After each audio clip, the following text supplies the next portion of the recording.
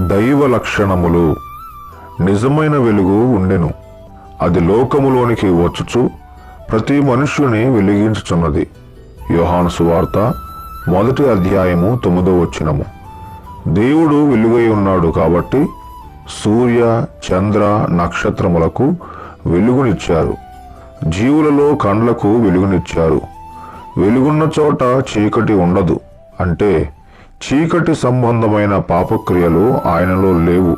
కానీ ఆయన చేత సృజింపబడిన మనుష్యులలో మాత్రము పాపకార్యములు అంటే చీకటి చోటు చేసుకుంది.